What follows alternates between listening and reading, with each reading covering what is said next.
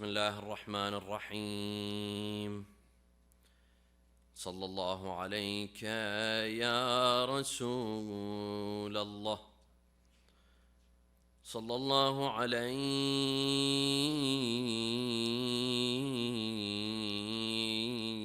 يا سيدي ويا مولاي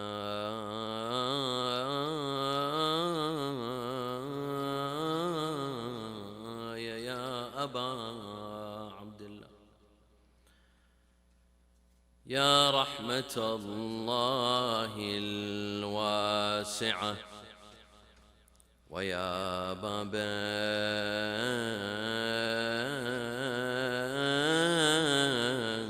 نجاة الأمة ويا عبرة كل مؤمن ومؤمنة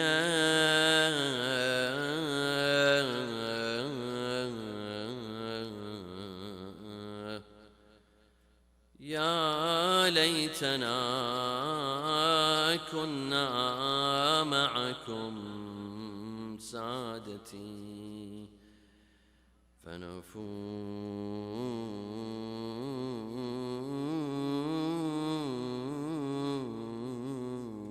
فوزا عظيما.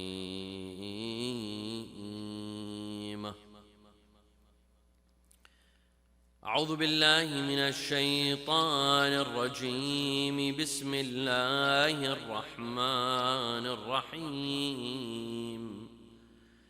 وجاء رجل من أقصى المدينة يسعى قال يا موسى إن الملأ يأتمرون بك ليقتلوك فاخرج إني لك من الناصحين. صلوا على محمد وآل محمد.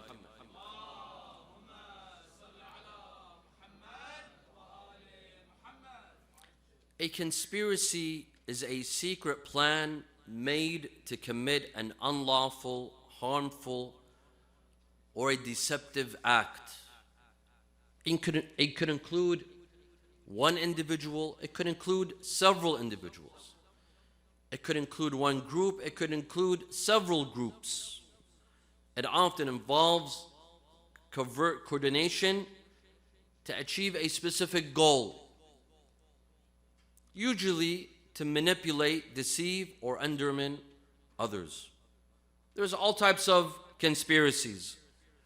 There's political conspiracies, for example, a coup against a government, a state, a president, a king, a ruler, a regime, to overthrow a regime. This is a political conspiracy.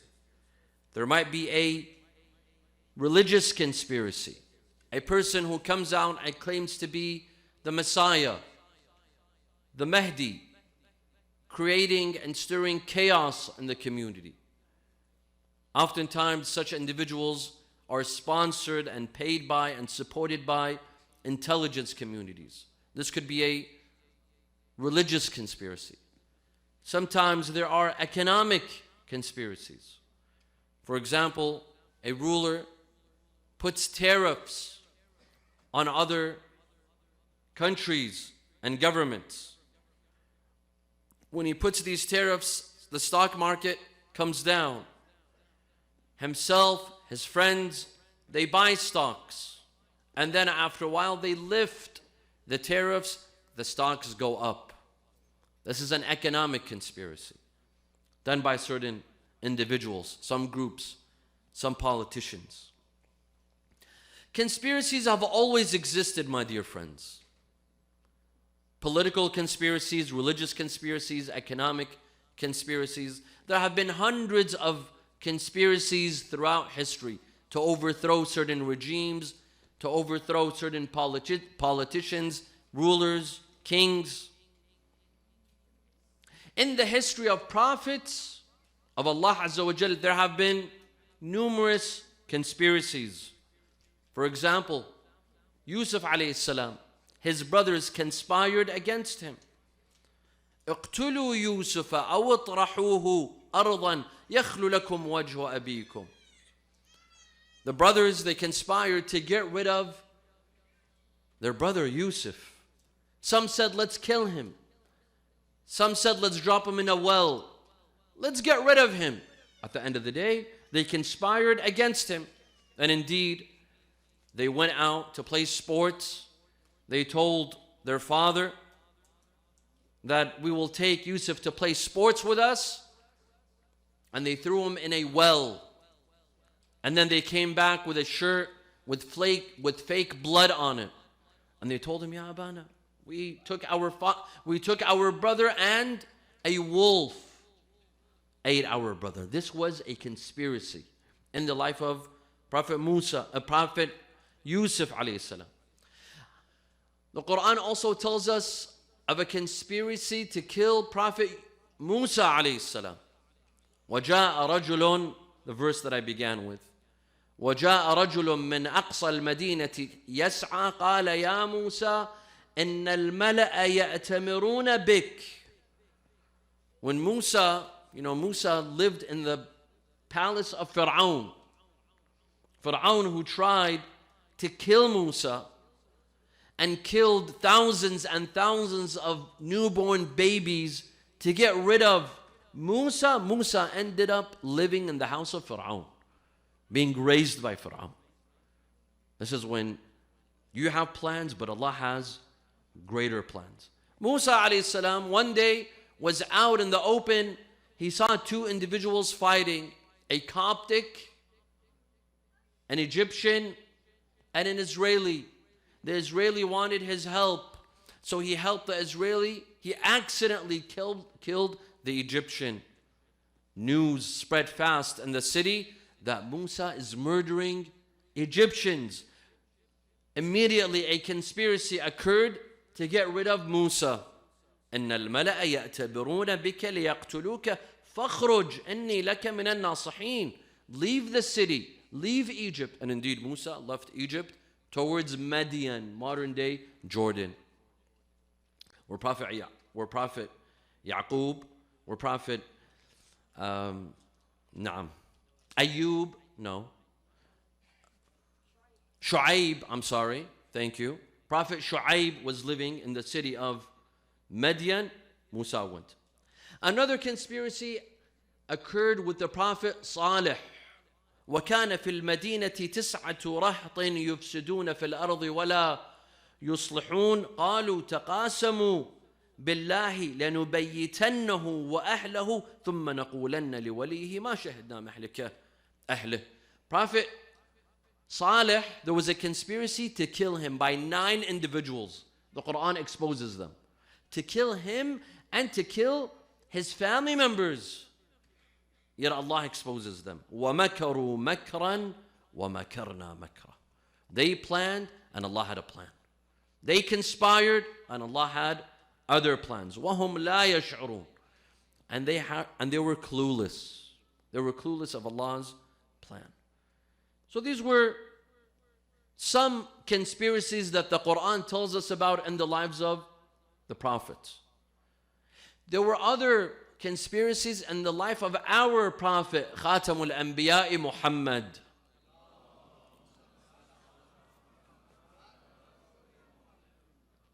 The Quran tells us that 2 of the wives of Rasulullah sallallahu alaihi wa conspired with each other against Rasulullah. Now this is not a hadith. This is not a hadith in Bihar al-Anwar or in Al-Kafi. This is a verse in the Holy Quran in Surah At-Tahrim. إن تتوبا إلى الله فقد صغت قلوبكما وإن تظاهرا عليه. That you two of the wives of Rasulullah, if you repent, because your hearts have deviated, وإن تظاهرا عليه, and if you insist on conspiring against Rasulullah, فإن الله هو مولاه. Allah has Rasulullah's protection and his back. وجبريل وصالح المؤمنين. and all the believers and Jibreel and all of the angels. What was the conspiracy?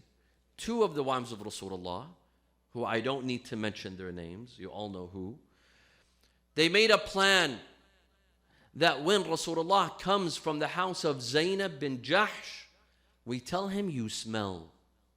Anytime he comes from the house of Zainab bin Jahsh, who is also a wife of Rasulullah, we tell him, you smell. And indeed, he went to the first wife, she told him, you smell. After a couple of nights, he went to the second wife. After going to Zainab bin Jahsh, they told him, you smell. They conspired.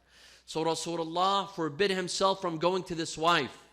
He swore not to go to this wife or to eat honey, based upon the different narrations of this story. This is a very intricate and detailed story of Surah Al-Tahrim, yet they conspired.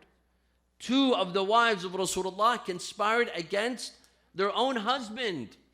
Yet Allah subhanahu wa ta'ala exposes them. Allah calls them out. That you conspired. And you need to repent. And if you don't repent, Allah will replace him with better wives, believing wives. Wives that are obedient. Another conspiracy was Saqifa. Saqifa was the biggest conspiracy in Islam. While Rasulullah sallallahu alayhi wa alihi was being washed by Amir al-Mu'mineen and Bani Hashim, Amir al-Mu'mineen was preparing Rasulullah for burial, for washing, to put on his kafan. Some of the Sahaba, they gathered at Saqifat Bani Sa'ida. And there they decided to choose a Khalifa. Just few months before, this was in Safar, the 28th of Safar. Just 2 months before, 2 months and 10 days before, on the 18th of Dhul Hijjah, Rasulullah stopped at Ghadir Khum and he appointed Amir al-Mu'mineen as his Khalifa. Just 2 months and 10 days after, they gather at Saqifat Bani Sa'ida and they choose a new Khalifa. Saqifa was the biggest conspiracy in the Islamic history. They conspired against Rasulullah and the holy household. Another conspiracy in Islamic history was the Shura of the second Khalifa, Umar ibn al-Khattab. When Umar was injured, when he was assassinated, he still had time to live, he appointed a 6-member Shura made up of Talha, Zubair, Ali ibn Abi Talib, alayhi salam, Abdurrahman ibn Auf, Sa'd ibn Abi Waqqas, and Uthman. And he said, one of these 6 men shall be my heir, shall be my successor. If 5 of them agree on an individual and one disagrees, cut off his head. And most likely, who would be that 6th person? Who would be the person to disagree out of these 6 individuals? Amir al-Mu'mineen alayhi salam. If 4 agreed on an individual and 2 disagreed, cut off their heads, the 2 individuals. If it was 3 and 3, let Abdullah ibn Umar break the tie. He made it in a way where the Khilafah would never reach Ali ibn Abi Talib. And indeed, the Khilafah did not reach Ali ibn Abi Talib. It went to Uthman. This was a conspiracy. This was a conspiracy. In the Battle of Siffin, when Amir al-Mu'mineen alayhi salam was winning the battle against Muawiyah. Muawiyah was a con artist. Muawiyah was a con artist. He was witty. The difference between Muawiyah and Yazid, they were both disbelievers. They both rejected Islam and faith. They were both disbelievers in Rasulullah sallallahu alaihi wasallam. But the difference is Muawiyah was diplomatic. He knew how to hide it. Yazid was an idiot. Yazid didn't know how to hide it. In that battle of Siffin, Amir al-Mu'mineen was winning. Muawiyah, and the commander of his army was Amr ibn al-As. He had his companions raise the Quran on their spears, meaning let the Quran be the judge. The army of Amir al-Mu'mineen fell for it. They fell for it. They said, we shall not fight. Amir al-Mu'mineen told them that this is a conspiracy. This is a hoax. They're bluffing. No, we shall not fight. Here there was an arbitration. Who were the arbitrators? Amr ibn al-As on one side and Abu Musa al-Ash'ari on another side. Of course, Abu Musa al-Ash'ari, Amir al-Mu'mineen, did not want him, but his people wanted him. And on the other side, Muawiyah's side, you had Amr ibn al-As. They had an arbitration. They made an agreement that we will both abandon. You remove Ali ibn Abi Talib from office, and I remove Muawiyah from office. And we'll neglect both of them and choose a new Khalifa. We will take out our rings from our fingers, and that way we will remove these two men from office. Amr ibn al-As had Abu Musa al-Ash'ari go first. So he started that I remove Ali ibn Abi Talib from office the way I remove my ring off my finger. Amr ibn al-As came. He said, I put in Muawiyah in office the way I put my ring on my finger. And that was it. And it ended. And it ended. This is how the conspiracy occurred. Sallu ala Muhammad wa ali Muhammad.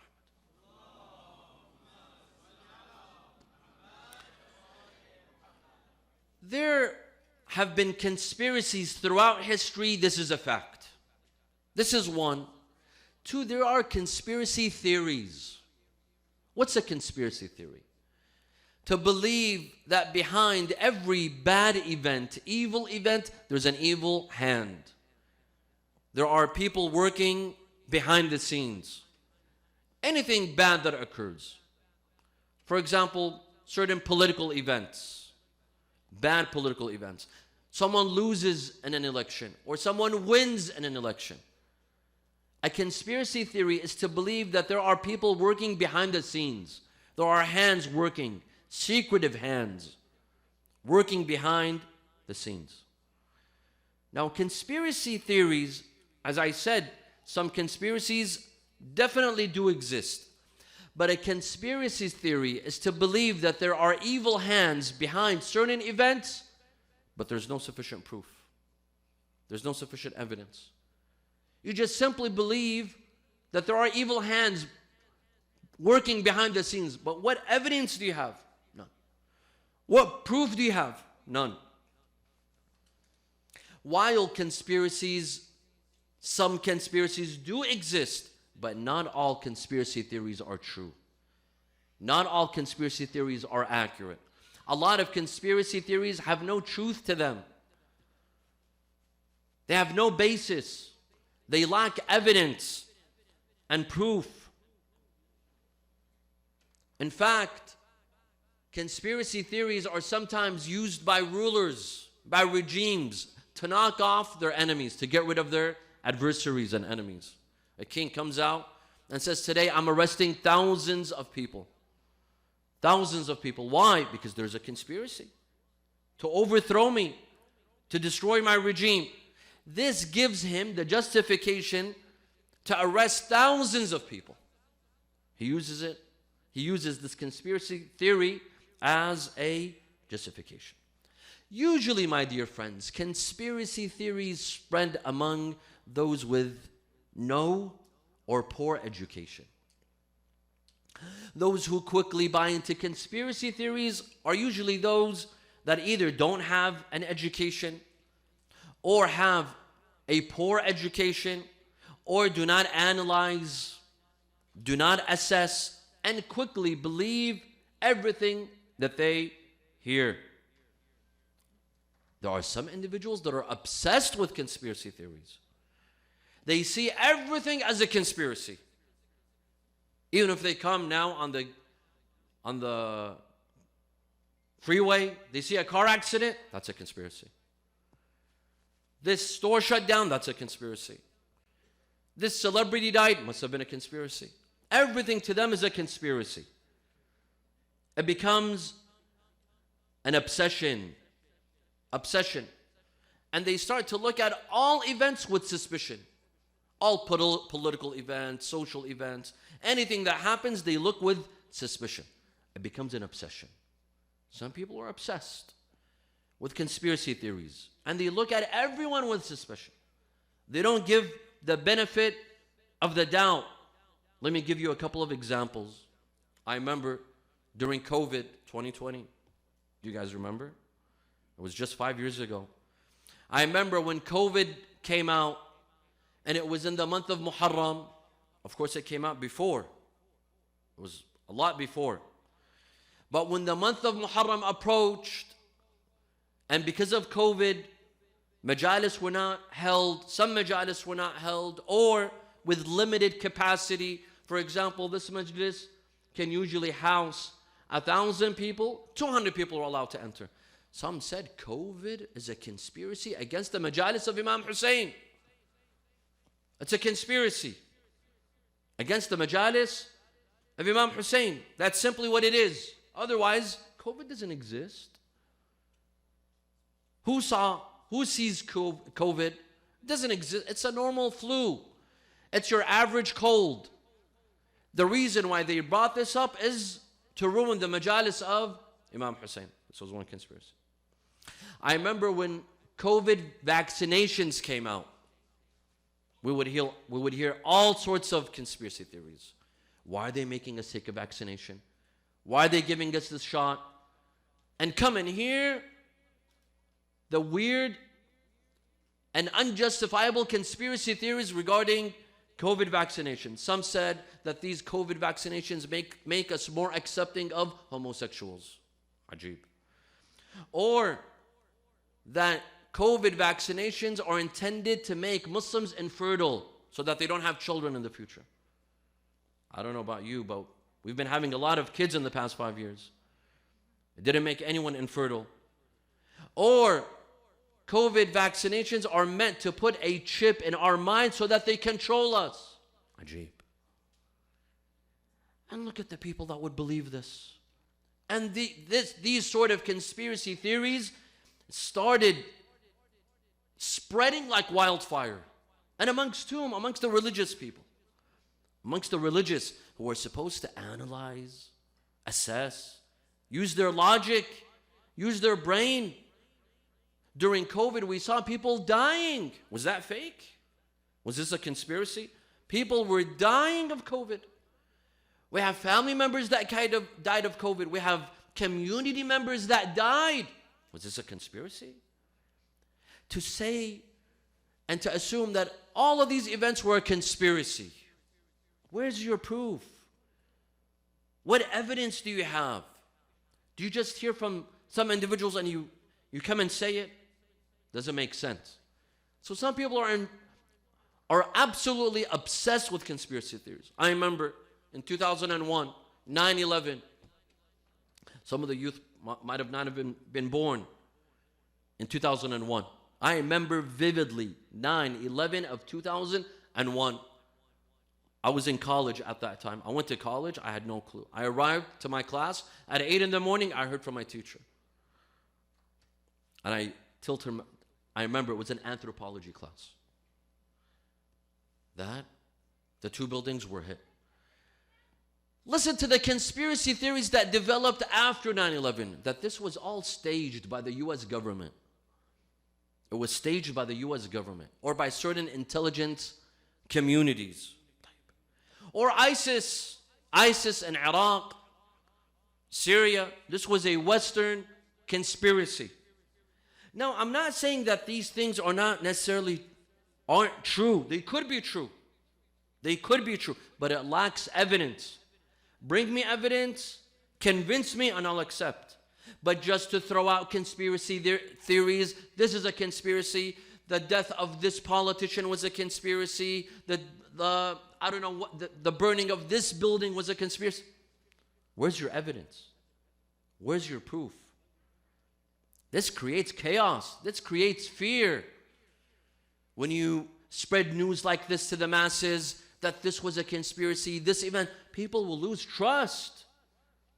People will begin to mistrust any news that they hear, and they will begin to translate any sort of news that they hear on the news as a conspiracy.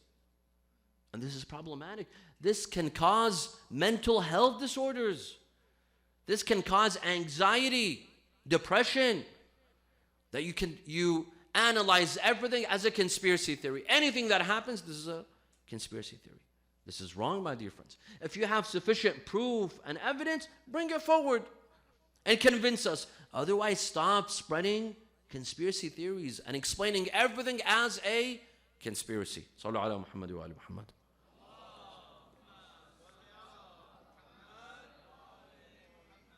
Islam, my dear brothers and sisters, invites us to avoid conspiracy theories. Look for knowledge. Look for sufficient proof and evidence.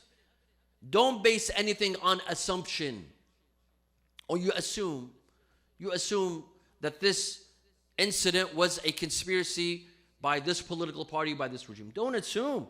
إِنَّ الظَّنَّ لَا يُغْنِي مِنَ الْحَقِّ شَيْئًا. That assumption is not good enough for truth.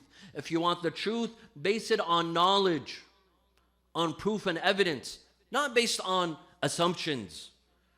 يا أيها الذين آمنوا اجتنبوا كثيرا من الظن إن بعض الظن إثم.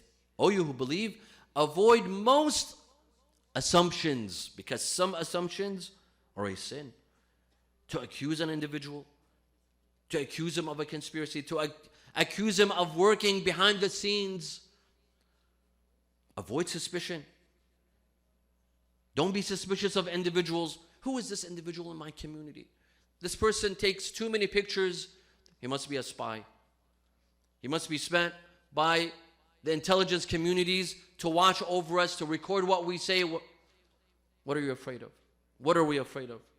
What do we have to say or do that gets us in trouble? Anything that we do and say is out in the open. Let there be 100 spies. What have we done? We're law-abiding citizens. Followers of Ahlul Bayt are law-abiding citizens. Why are you so afraid that there might be spies in our majalis and we might be bugged and we have to be very careful? Sure, be careful, but at the end of the day, don't be paranoid. Don't develop paranoia. Some individuals have paranoia. Amir al-Mu'mineen says, ضع أمر أخيك على أحسنه حتى يأتيك ما يغلبك منه. Don't assume ill of any mu'min, of any individual, that this person has evil plans. You could be a spy. You could be working against the community. No, give the benefit of the doubt. Give the benefit of the doubt. You know, something that I've heard from several converts to Islam. Several converts.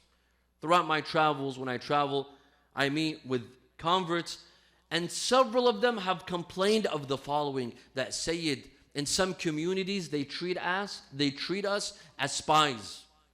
They assume that we're spies. We're converts. We've accepted Islam. We've abandoned our old faith and we've left our families to convert to Islam and to be accepted by a new faith. Now we're accused of being spies. Why are you a Muslim? Why did you stop being a Christian?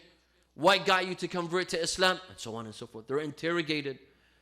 And this drives away many converts away from our Islamic centers because we're suspicious of them.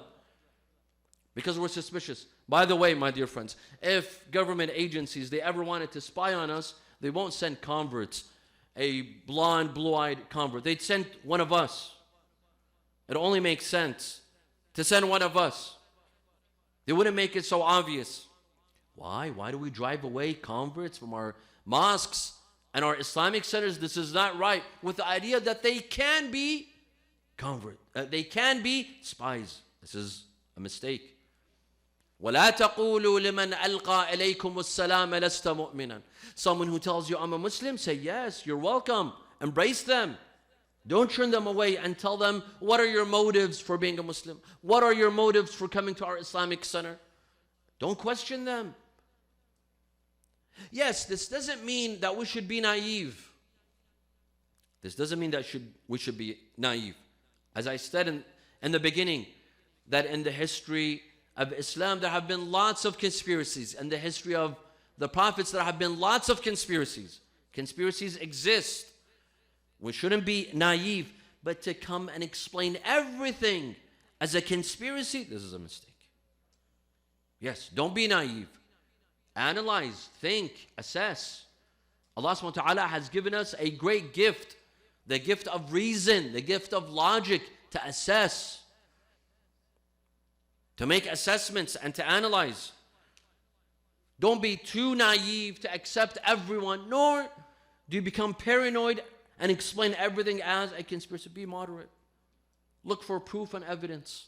If you don't have sufficient proof and evidence, there's no need to be paranoid. Paranoid. Sallu ala Muhammad wa ala Muhammad.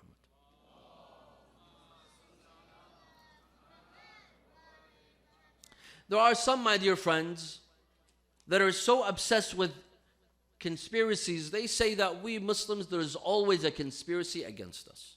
No matter what we do, there are always groups working against us. For example, in the Middle East, the West wants to destroy us.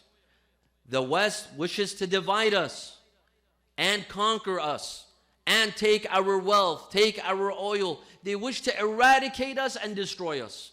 And that is why we're not improving. That is why our countries and our homes, they're so backward. They're still third world countries. Because the West is destroying us. Now, when you hear individuals like this, I'm surprised, because this makes us seem perfect. If it wasn't for the West, our homes were perfect. What about the political and economic corruption in our countries? We're perfect. We don't have any mistakes. It's always the enemy that's out to get us. We are perfect. Our countries are perfect. We're not divided ourselves. We're not killing each other ourselves. This is naive to always put the blame on others, because it's easier. It's always easier to put the blame on others. Our countries are backward because of the West. Well, what about us? What have we done? Why have some countries improved while our countries are still back? It's always others. We don't take responsibility for our countries to be behind. Sure, I'm not saying that the West doesn't have evil intentions. Sure, of course they do. They do have interest in our wealth and our oil and to divide us and come. But what about us? Why don't we do anything about it?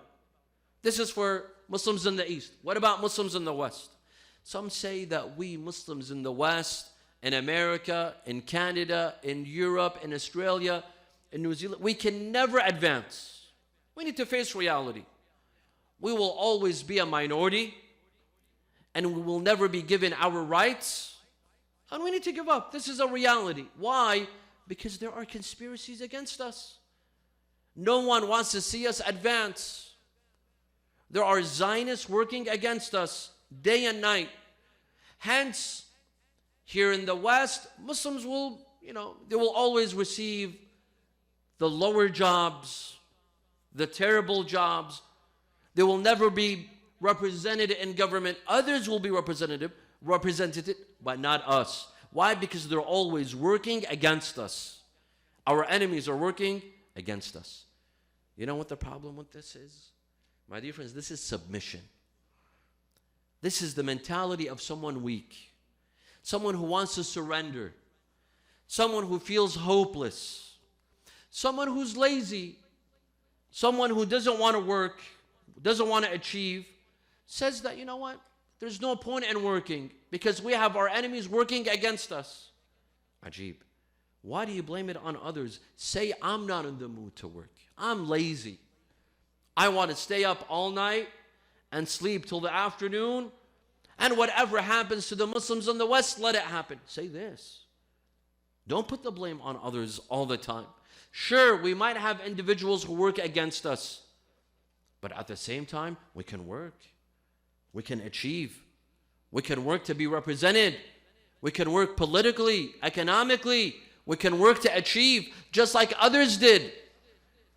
But to put blames on others is always the easier route. But there's a conspiracy against us.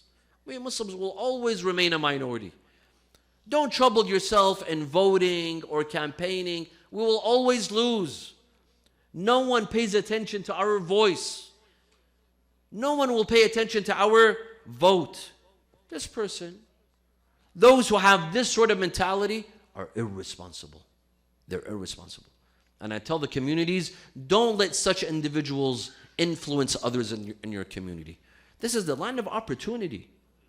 This is indeed the land of opportunity. The West has given us the opportunity to work. If we are not represented in government, it's our fault, not the fault of anyone else. Not because others are working against us, because we are not working for ourselves. We're lazy. We are lazy. We don't take initiative. Otherwise, others have. Let me give you an example. Which month are we in now? Which month? Or 2 days ago. We're in July now, thank you. What was the month that just passed? June. We all know what June stands for. June. Look at where they got. They have an entire month to advocate for them, to advocate for their rights. Look at where they were 20 years ago, this community, and look at what they're doing now. Because they worked. And we sit lazily. All other communities, all other minorities are getting their rights except us. Why? Because all we do is complain about conspiracies.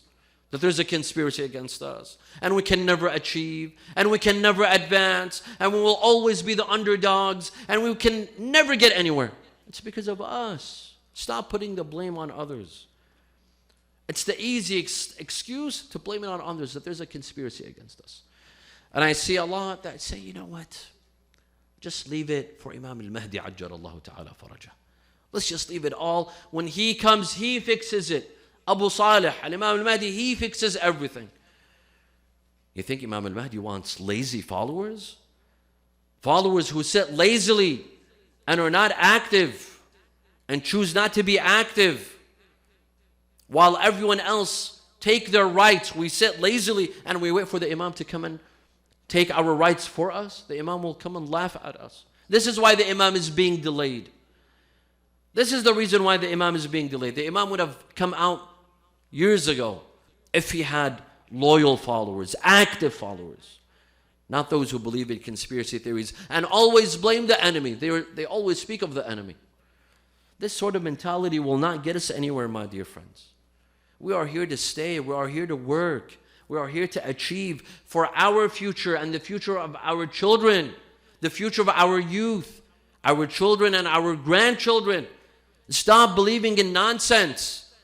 We have to be active members in our community. Fight for our rights legally and the ways that are legal for us to work. Look at the Imams. Look at the Imams of Ahlul Bayt. The Imams of Ahlul Bayt were persecuted. They were killed. They were poisoned. Ma minna illa masmumun aw maqtul. The Imam says that all of us are either killed by the sword or poisoned. Is there any community, any family that was more conspired against than the Ahlul Bayt and then the Imams? One after the other was killed. Yet this didn't stop the Imams from being active, from working, from achieving, from teaching. Al-Imam al-Sadiq alayhi salam would teach and propagate and raise a generation of Sahaba, an educated generation of Sahaba. He went to Kufa. Imam Sadiq was in Medina. He went to Kufa. In Masjid al-Kufa, he would deliver lectures, the teachings of Ahlul Bayt. 3,000 members in Masjid al-Kufa, they would all say, قال Ja'far ibn Muhammad. They would speak in the name of Imam Sadiq. The Imam was not lazy. He was not idle and inactive. He did his part, although there were conspiracies against them. And so too before him, Al-Imam al-Baqir. And so too after him, the rest of the Imams. Al-Imam Musa ibn Ja'far, Al-Imam al-Rida, Al-Imam al-Hadi. All of them, they were active. Despite the fact that there were conspiracies against them. And look at Al-Imam al-Hussein salawatullahi wa salamu alayhi. Was there not a conspiracy against Imam Hussein alayhi salam, who was told that even if you find Al-Hussein ibn Ali holding on to the cloth of the Kaaba, kill him. Yazid had given orders to kill Al-Imam al-Hussein, even if he was found inside Masjid al-Haram holding on to the cloth of the Kaaba. Yet the Imam did his part. He didn't say this is a conspiracy against us, the Ahlul Bayt. I will just sit down, relax, and watch what happens. The Imam did his part. The Imam was active. The Imam played his role. The Imam knew what his job was. He knew what his role was. He knew what his obligation was. فإني لم أخرج أشرا ولا بطرا ولا مفسدا ولا ظالما وإنما خرجت لطلب الإصلاح. Imam Hussein says that all of this was to call for reform. My job is to reform the ummah of my grandfather Rasulullah sallallahu alaihi wasallam.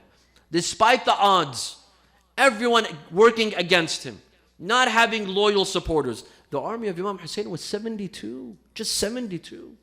And so many lost him on the way. The army was bigger. By the time that Imam al-Hussein arrived to Karbala, they ended up being 72. They kept on abandoning him. Yet the Imam didn't say, let's head back towards Medina and sit at home. The Imam worked. The Imam declared what was his mission. لطلب الإصلاح في أمة جدي أريد أن آمر بالمعروف وأنهى عن المنكر. I wish to enjoin the good and forbid the evil despite the odds. The Imam knew his obligation. And he was determined to fulfill his obligation. Imam al-Hussein alayhi salam knew his place in this ummah. He knew the great responsibility upon his shoulders. And so he carried his task to the fullest, along with the best companions ever. Tonight is the eve of the 6th of Muharram. In Iraq, we dedicate this night to the Ansar, to the companions of Imam al-Hussein alayhi salam. Imam al-Hussein alayhi salam, on the night of Ashura, he says, إِنِّي لَمْ أَرَ أَصْحَابًا خَيْرًا مِنْ أَصْحَابِي. I have never found any companions more loyal than my own companions. Imam al-Hussein, on the night of Ashura, he turns off the candle and then he tells his companions, أَنَّ هَذَا اللَّيْلِ قَدْ غَشِيَكُمْ فَاتَّخِذُوهُ جَمَلًا. That this army has come out to fight me and kill me. They don't wish to kill you. You may leave. Take advantage of the dark of the night and you may leave. When he turns back the candle, he sees all of his companions remaining, sitting. Zuhair ibn al-Qayn said his famous quote. He said, Ya Aba Abdullah, Ya ibn Rasulullah, نحن نعيش بعدك, لا خير في الحياة بعدك, Ya ibn Rasulullah. Life is not worth living after you, Ya Aba Abdullah. You die and we live? What sort of life is this? And then he said, Wallah, if they kill me, and they cut me into pieces, and they set me on fire, and they wither my ashes in the wind, and I come back to life, and they cut me into pieces, and they burn me on fire, and they wither my ashes in the sky. If they do this to me 70 times, we would not abandon you, Ya Aba Abdullah. These were the companions of Imam Hussein alayhi salam. The loyal companions of Imam Hussein alayhi salam. Abis ibn Shabib. Abis enters the battle on the day of Ashura when the arrows were coming towards the camp of Imam Hussein, when all of them had their shields and their armors. Abis exposes his chest. He removes his armor from his chest and he exposes his chest. They tell him, Ya Abis, what are you doing? You're about to be hit with an arrow. He says, Hubbul Hussein ajannani. The love of Imam Hussein has made me mad, has made me crazy. These were the companions of Imam Hussein alayhi salam, the most loyal subjects.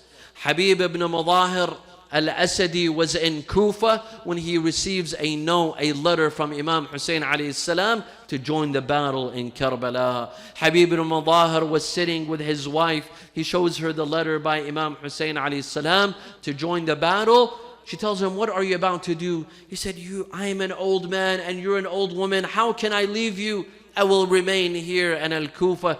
She said, Ya Habib, you remain here and you disappoint the Imam of your time.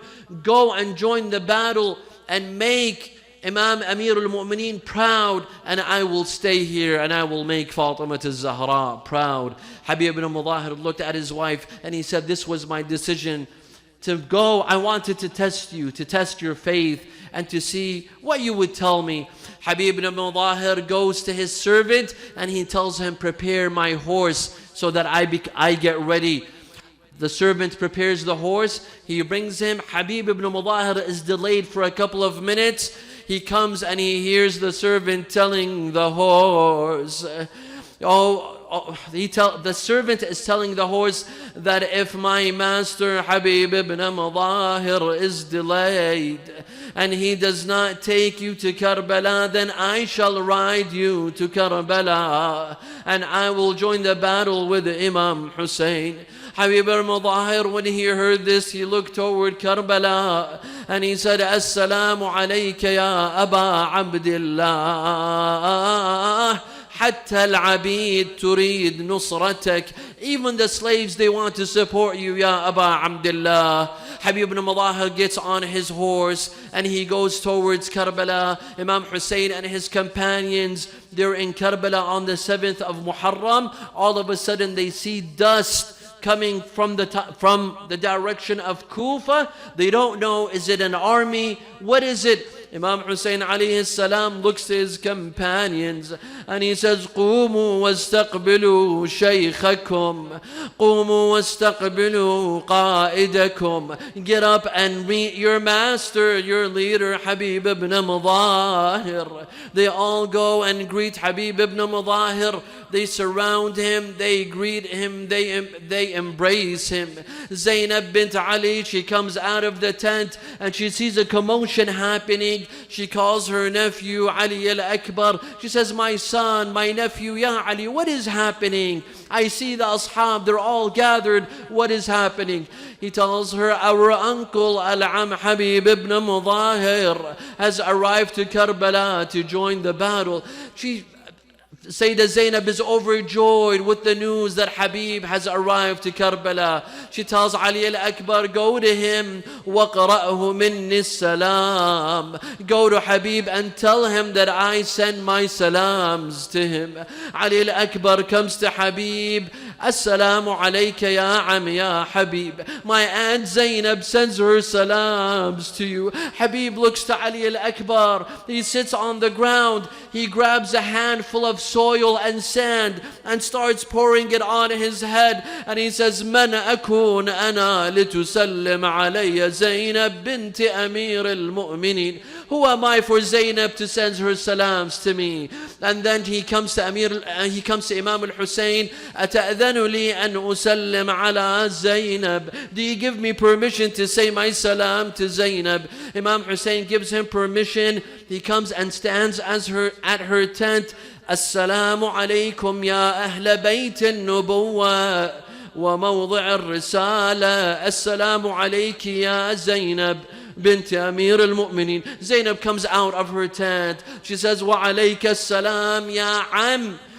Oh, peace be upon you, my uncle, Ya Habib ibn Mudahir. Welcome, Ya Habib. Marhaban bika, Ya Habib. And then she pointed at Imam Hussein alayhi salam and she says, Ya Am, Ya Habib, alayka bihadha al-gharib. Qatil duna. My uncle Habib, take care of this lonely man. My brother is lonely in this city, in this desert. Make sure that you fight before him and you die before him. Habib tells her, لَأَنْعُمَنَّكِ عَيْنًا. لا حول ولا قوة إلا بالله العلي العظيم. إنا لله وإنا إليه راجعون. وسيعلم الذين ظلموا أي منقلب ينقلبون والعاقبة للمتقين. نسألك اللهم وندعوك باسمك العلي الأعظم الأعز الأجل الأكرم يا الله. اللهم لا تدع لنا ذنبا إلا غفرته ولا هما إلا فرجته ولا عيبا إلا سترته ولا خوفا إلا آمنته ولا رزقا إلا بسطته ولا شملا إلا جمعته ولا مرضا إلا شفيته ولا غائبا إلا حفظته وأدنيته ولا حاجة من حوائج الدنيا والآخرة لك فيها رضا ولنا فيها صلاح، إلا قضيتها ويسرتها يا أرحم الراحمين. ولأرواح المؤمنين والمؤمنات والعلماء والشهداء نقرأ سورة الفاتحة مع الصلوات.